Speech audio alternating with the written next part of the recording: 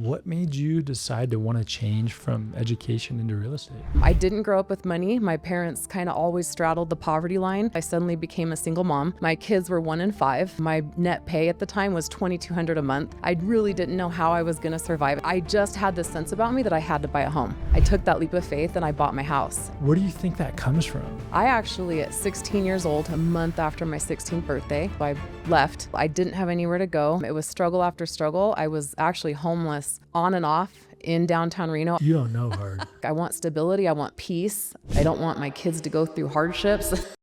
Today I'm sitting down with Michelle Hammond. Michelle, thank you so much for joining me. Michelle is a top Reno-Tahoe real estate agent where she's been in the real estate business for 5 years now and is consistently a top 10% agent across the entire Northern Nevada Regional MLS. So Michelle, well done. Today, I want to talk about your story. I want to dive into what your background is, where you came from, what life was like, why you got into real estate, just so people can get to know you better and understand your story and where you come from and how you can serve them. And so, thanks for joining me. Thanks for having me. Let's dive right into it. So I know previously off camera, before you got into real estate, you were in education and public service, right? So tell me a little bit about that. Yeah, so I was pretty lucky to land. I was at UNR very young and made connections. And so right out of school, I got a bachelor's degree in education, did some student teaching. I quickly realized the classroom wasn't for me. I can't be in one place for too long. I like to do, very diverse things in my day. And so went back to graduate school, got a graduate degree in human development family studies, which is a social science, really targeting family dynamics and building healthy communities. So right after that, I actually got in with Washoe County School District, ended up serving 15 years with the school district in very dynamic positions where I was fortunate to bring in my own grant money, basically establish programs at various at-risk schools. So families in the community, we were really targeting like teen pregnancies and incarcerated youth, youth who had been, kicked out of schools for behavior. And so just setting up programs and working out in the communities and with the families to really, again, just like support those youth and their families any way we could. Yeah, that's excellent. So you went to UNR. I did. And you got in with Washoe County Schools for 15 years. Now you mentioned you were born in Oklahoma and then moved back to Reno with your parents when you were how old? 7. 7. Okay, Yes. So you've largely been in Northern Nevada. For all years except up through 7. Correct. My mother was born at St. Mary's Regional Hospital. Okay. Grandmother, right before she passed a few years ago, she attended her 70th year Reno High School reunion. Wow. So yeah, I'm roots are in Reno, even though I had those short early childhood years far. Okay. So went to UNR. What made you decide to want to change from education into real estate? So there were various things. I was always obsessed with real estate. I didn't grow up with money. My parents kind of always straddled the poverty line. So, money was really a means to an end. You worked jobs to pay the bills for the week, and then you just did it all over again. And so investing wasn't really a thing. And I kind of caught that bug myself in my early 20s, just, self-researching. And I became pretty obsessed just with, watching homes and paying attention to sales. And of course, I know it's cliche, but HGTV came out and all those home shows, I would watch them with just so much curiosity. And it wasn't until, so I was 26, I suddenly became a single mom. My kids were 1 and 5. I was a brand new teacher. My net pay at the time was $2,200 a month. I really didn't know how I was going to survive. It's nothing you plan for, being a single mom. I just had this sense about me that I had to buy a home. So I did. At 26 years old, single mom, didn't know how I was going to do it. I took that leap of faith and I bought my house. We're still in that house. I raised my kids in that house Awesome. last 17 years or so. But it really did become such a testament to the power of real estate because I wasn't a single mother trying to keep up with prevailing rents. If I had done that, that teacher's salary would not have been adequate. But because I locked into that mortgage payment, and it never changed, I was able to travel with the kids and just give them a life that's so powerful for me. So I just went on this journey. I'm like, I want everybody to experience what this is like, and especially people like me who didn't necessarily have that background. When you were looking at buying a home, what was going through your head at the time? What was the catalyst to saying like, wow, this is something I really need to do or want to do? Yeah, so I think, I mean, it was a lot of fear. And when you say what was going through your head, I was terrified. So I really empathize with my first time buyers who are like terrified. But at the same time, it was stability. I was seeking stability. And I just pictured a life where, Nevada's a very landlord friendly state. Our county is a very landlord friendly county. And so I pictured a life where I could get a 30-day notice from a landlord saying, you got to leave, moving from home to home. I didn't want any of that for my kids. So the stability, I think, was just what made me keep my eye on the price. Mm-hmm. So you're 26 at the time, making $2,200 a month. That's Yeah. roughly $26,000 a year. You're able to buy a home on that. That's fantastic, by the way. The home purchase gave stability, which was highly sought after at that moment in your life. How did that change life for you and your two kids from when you were renting previously? What was life like after, you got into the home and you settled in and life began after that? I mean, I won't lie, it was tough at first. So I do tell my first time buyers, I'm very transparent as a realtor. So I don't ever tell them it's going to be easy. I worked every extra job I could get my hands on for a good 5 years after I bought that house. I luckily had family support on the babysitting front. But yeah, I was working evening jobs, teaching classes. I was picking up extra class teaching at UNR. So anything I could do to pay that mortgage and sustain our lives, I did. But again, as, and I always say this to my buyers, like as time goes on and you secure that first time home, your pay goes up, cost of living is increasing, but your mortgage is not increasing. So about 5 years into that home purchase is where I finally started to feel that balance of like, oh, I'd be paying way more in rent right now if I had kept doing that, but I don't. And so as I, moved up in the school district and started advancing my career, that balance again allowed me, I'd say 10 years after that home purchase, I was so comfortable. My kids and I traveled every break we had. I was on a teacher schedule and I was like, I'm not paying a big rent. Instead, we're traveling the world. Yeah. Well, that's fantastic. That's fantastic. And I think that's something that often gets missed nowadays is the first home that you get into is not supposed to be, I mean, it's more difficult now than ever with affordability where it's at. It is. There's a little bit of a grind behind it too, of like just making it work, doing whatever it takes, if that's what you want to do. Yes. And it sounds like to me that's what you did for at least 5 years. And I mean, you still obviously work hard, but during that time you were working as much as possible, it sounds like. And so I think that often gets overlooked about, hey, this isn't supposed to be ultra comfortable, right? When you look back now, do you look back and say like, man, that was so worth it? Tell me a little bit about what your feelings are now when it comes to when you look back at that initial home purchase. Yeah, I mean, I'm so grateful. I would say that home purchase was probably the single most crucial thing I did as far as raising my kids goes, because again, it just locked me into that stability and that mortgage payment. So even at the time, and I mean, we're talking way back. So when I say the mortgage payment, I hate to say it because it is tougher now. Yeah. But that mortgage payment was almost 50% of my income at the time. So I do empathize with these first time buyers. It's not easy. It is going to be hard and the sacrifice is real, but I have not had a single second that I've regretted that decision. So like I said, it was like the best thing I think I ever did for those kids is take that leap of faith. Yeah, for your kids, especially to not have to move from house to house or school district. Did they stay in the same school district? Or I know Washoe County is a big school district, but did they stay in the same school all the way through? Well, that's a funny question because they actually didn't go to the zoned schools that we were zoned for. Okay. They went to Mount Rose like almost their entire childhood. So I commuted like we kind of live in the suburbs and we commuted into like central Reno for them to go to school. So no, they did not go to their neighborhood schools. Well, but they weren't moving around so much as to like, hey, the drive has now changed and now instead of, how long was it to get them to school? What was the drive? 15 minutes? 20 minutes? Probably a good 25, 30 minutes. 25, but it was 30. also, they went to school close to my work too, always. So we kind of all commuted together. Okay. So yeah, that 30-minute drive didn't turn into an hour because you had to move or whatever, right? Which is nice. And you talked about you had, earlier on, you started to think about investing. What was the catalyst for all this? Was there anything outside from becoming a single mom that spurred your interest in all of this early on? I think just the realization of, the potential. At first, honestly, it really was just that primary home and the stability of that primary home. More recently, I will honestly say, it's like right before I went into real estate, during COVID, where I'm working from home and I'm reading all these books and trying to fill my time. I actually read the book Rich Dad, Poor Dad for the first time. Robert Kiyosaki. Yeah. And it really did, like, that was such a catalyst for my entire business journey.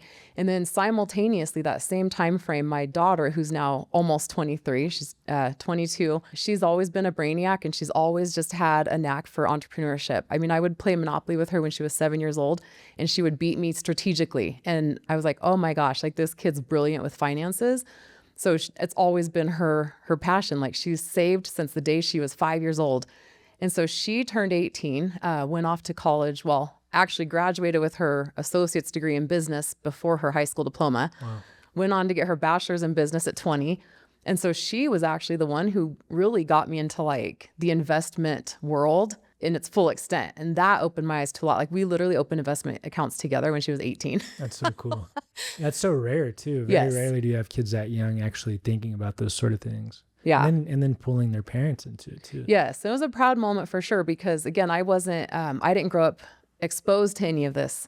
And so the fact that she just had a very different childhood than I did. And so the fact that she was like 18 and go, Mom, you need to invest and you need to do this and we need to do this. And so yeah, she's a licensed financial advisor. So she's. Oh, is she? That's great. Is that what she does for work now? Yes. That's great. Yeah. So she's been giving me advice, and it's really sparked, like, now my goal is to buy that second home. So I've got investment properties. I refuse to sell the home I'm in now, even though it's time to downsize. Like, I'm holding on to that. We're going to get a second home. Yeah. So yeah, I mean, that really, like, her passion around financial investment, as well as I just feel so prideful that I can pass things down to my kids. Like, it's not a thing, again, in my family. It was never a thing that, like, parents helped kids because they couldn't. Right. I love my parents and they were good to me, but they couldn't help me with college. Totally. Like, I was on my own. So the fact that I can, have some wealth to leave behind for my kids and show them these things and model this to them has been, I think, probably one of my biggest motivators. That is so cool. And yeah, well done getting your kids to where they're at now, especially being a single mom. I was telling you off camera how we just had our first kid. He's 1 now. Yes. And how me and my wife talk about it all the time, like, wow, single moms are superheroes. So well done. So your daughter is now a registered financial advisor, which is fantastic. Is there any certain investments that you guys look at or that you're investing in now? Is there, is it index funds? Is there a certain vehicle that you like to look at now? Well, she's pushing me to do all of it, everything. She's really trying to get me to diversify. Of course, she's kind of frustrated with me because I'm so stuck on real estate. I'm like, I just want to do real estate, so I don't want to tie up my funds because I've got this down payment I'm saving for. And she's like, but Mom, you need to diversify. And I'm like, real estate. Yeah. Let me buy different real estate. Let's diversify.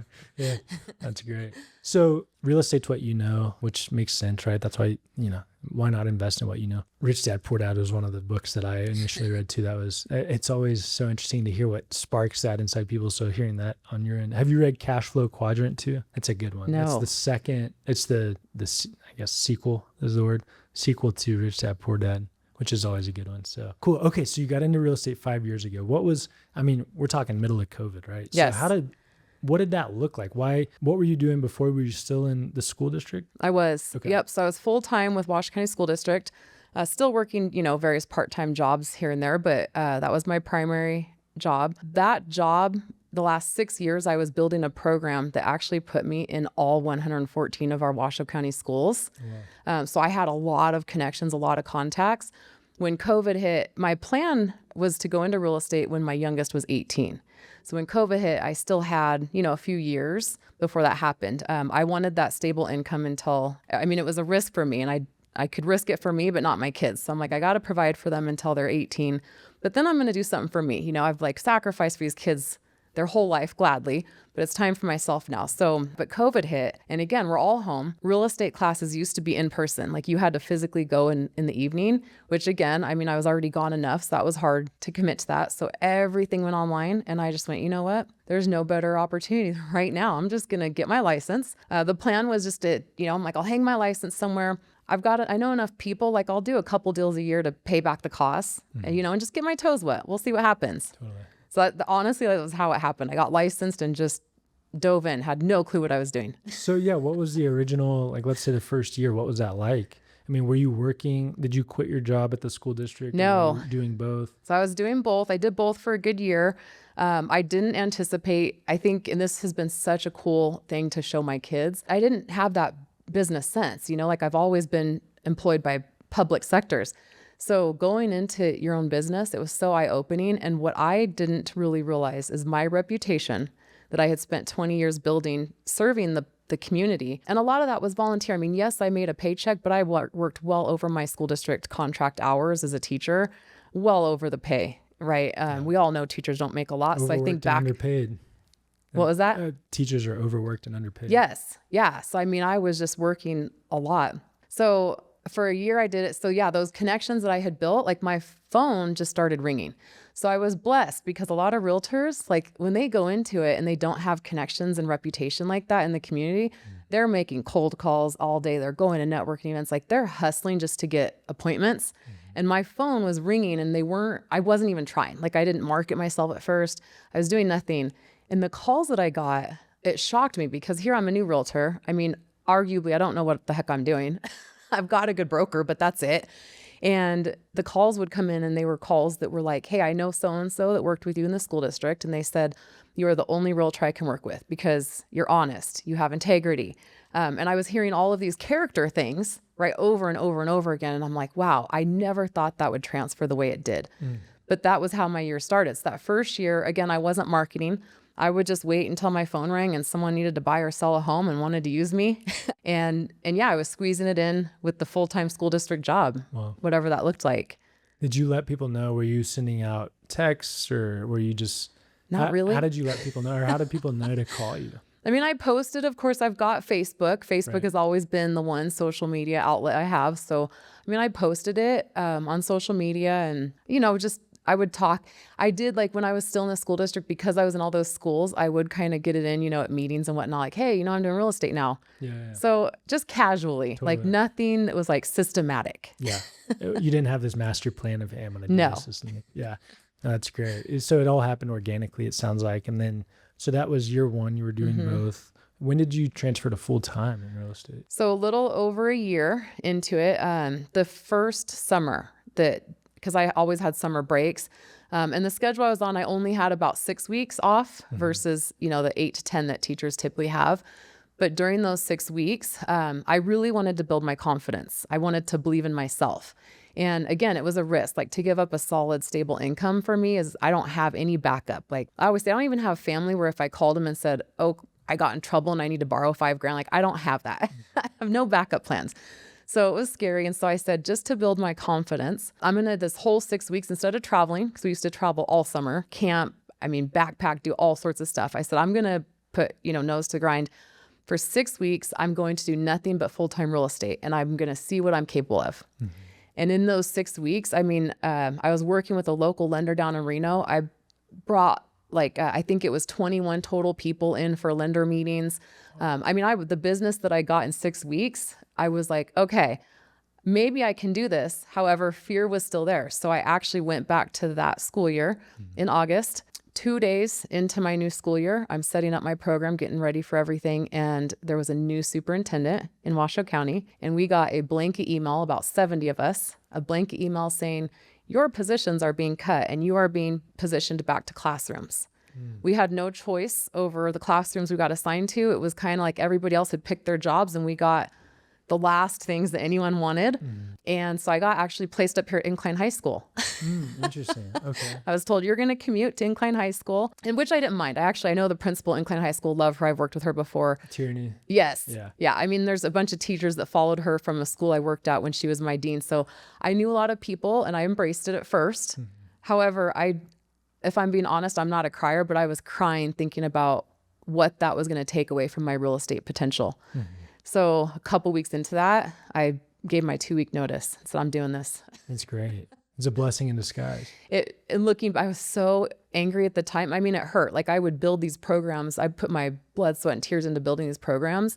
And to have them cut overnight by higher ups, it was just devastating. But yes, looking back now, as painful as it was, I'm like, I've had too much fear. I probably would not have taken that leap. Yeah, that's great. That's such a great story where your hand was somewhat forced. Yeah, I have a similar story as well on mine. But so that's 2022? Correct. Okay. So 2022, now you're full-time. What are the first 6 months like? Oh man, a lot of work and no pay. Yeah. Yeah. And again, I hadn't been like marketing or anything. I just been waiting for my phone to ring. So my first line of defense, I was like, I need, like I was with a broker who was okay. It was fine. But I knew it wasn't a situation that was going to really push me to grow. Right. So that was my first thing is I need to go find a broker who's going to help me build what I'm wanting to build. Cause again, I didn't know, I'd never been in business. Right. So I didn't know what I was capable of, but I needed someone to just tell me what to do. So interviewed several brokers, found the brokers I am still with today. They are phenomenal. I feel so blessed to have found them. And so I basically went in and met with them. They wanted me. I wanted to be with them. And so I said, tell me what to do. Mm-hmm. I'll do it. I'll do anything you tell me to do. And that's basically how it started. So Susan and Corey are their names. They're well known in our community, but they basically gave me the entire system, the whole formula, said, do these things and you will be successful. Work hard. And I did it. I just did it all. So I was working, easily 78-hour consistent weeks, like round the clock. My daughters were just like, Mom, you never stop. I'm like, I know, we're doing this. Totally. That is so cool. Yeah. That is so cool. You've got that work ethic and drive that it's rare nowadays, I feel like. So yeah, well done. That's in your energy about you. You seem like in the short amount of time I've talked to you, which has been largely today. Prior to this, it was via email. You seem like you have an appreciation of opportunity and just of life that is rare to find nowadays. Where do you think that comes from? Is that honestly hardship? I didn't have it easy in life. So without getting too much into it, I grew up in Northern Nevada, but in a pretty impoverished community. Not a lot of opportunity at large, really. So I actually, at 16 years old, a month after my 16th birthday, and again, I love my parents. They did the best they could with what they had.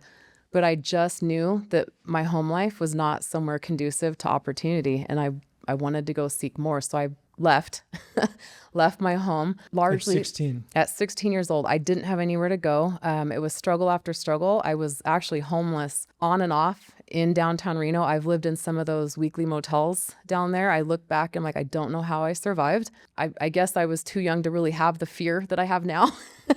So I didn't know how dangerous it was, but yeah, I was 16, 17-year-old girl. Just, I would living at those weekly motels. I'd take city fare bus to get jobs, take advantage of community programs myself. So join Job Opportunities in Nevada. They're the ones that got me my GED, worked my butt off to go from GED to college, never stopped. So I have 3 degrees now, including a master's degree. Wow. But I think the hardship is really what just makes me, it's really hard for me after going through so much young in life to really let small things get me down. So in real estate, it's so you hear so many agents talking about how hard it is and all the struggles, and they vent about the contracts. And I'm like, there has not been one thing in real estate that's that hard so far.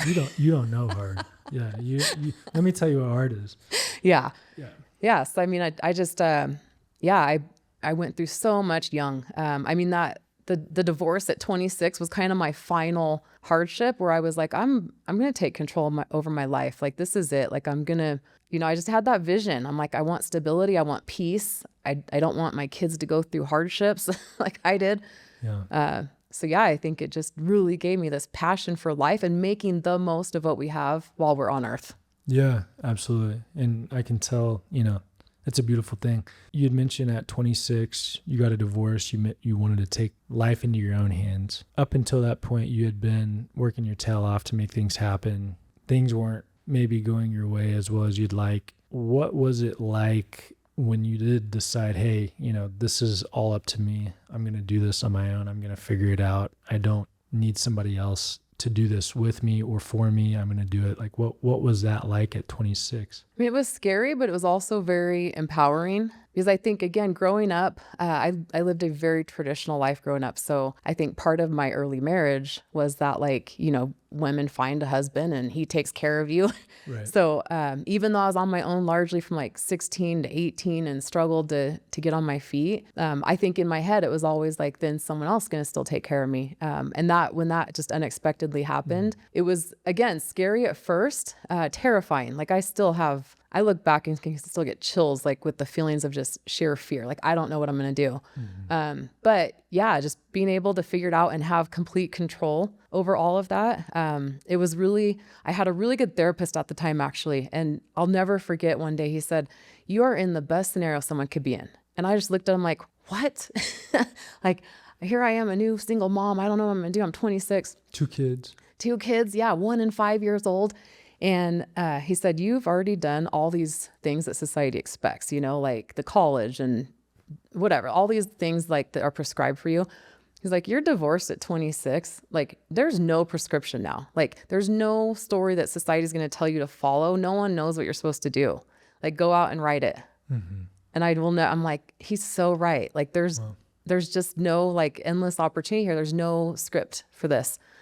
So that was actually empowering to me. You get to write your own script. And it's great that you looked at it not from a victim mentality, but more of like, hey, this is good for me. I will make this work no matter how scary it is. Yes. Yeah, that's a beautiful thing. Thanks for sharing your story. I know there's likely so much more to it than many people probably know or will ever know. But I appreciate you taking the time to even share, the little bit that you have. And is there anything, when you're talking with buyers and sellers in real estate, especially first-time home buyers, it sounds like you have a real passion for helping them based on your prior experience. Is there anything you want to leave them with if you could tell them something, that you really want them to take away? Yeah, I mean, again, so we were talking about the fear involved in that first time home ownership, and it is scary. So my advice is, find an agent who's going to be with you for the long haul. My first time buyers, I mean, all my buyers, but especially my first time buyers, they reach out to me for years. I mean, I'm 5 years into this. So even those very first sales I had, they will reach out to me when they get some mailer and they don't know if it's scam or not. They'll reach out to me when something breaks, so I help them with the home warranty policy. Like, they're constantly reaching out to me and staying in touch. And so it is so important that you have that support system and someone who is not just going to get you into a home real quick and take off, but someone who's truly around for the long haul. And I always say, whether that's me or someone else, I just want everybody to be really well represented when they're buying that first home so that they have that support system. Certainly. Thank you so much, Michelle. If you're listening to this and you want to work with Michelle, I'm going to include her contact info in the description below. So, Michelle, thank you so much again. Thank you. I really appreciate the time, and thank you guys for listening.